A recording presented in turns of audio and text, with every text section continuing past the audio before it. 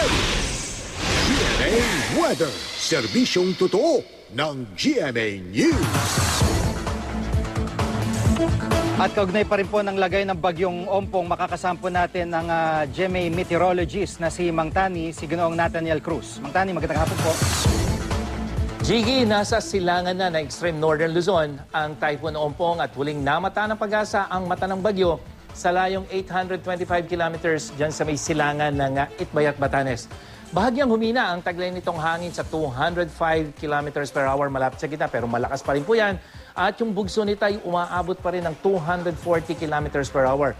At kumikilos ito pa norte sa bilis na 9 kilometers per hour.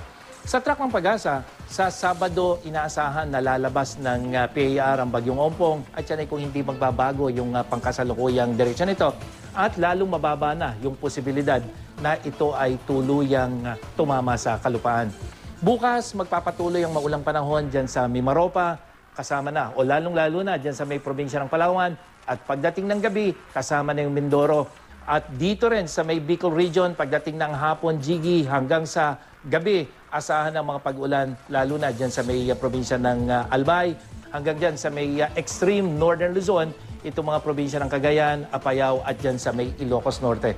Magiging maulan din sa buong Visayas at malalakas na ulan ang asahan dito sa may western section. Yan yung Panay Island hanggang dito sa may Negros Occidental at may hihinang pag-ulan na lamang ang asahan sa central at eastern sections.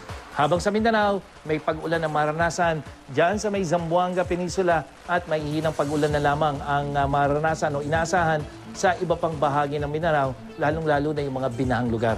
Samantala, may gale warning ang pag-asa para sa northern at eastern seaboards o western seaboards ng northern Luzon at dyan sa eastern seaboard naman ng Luzon at Visayas. Posibleng umabot ng 5 metro, 1.5 taas po ng building yung taas ng alon dyan. Kaya sa mga gumagamit ng maliliit na sakyang pandagat, delikado po ang pumalaot sa mga baybaying nabanggit natin.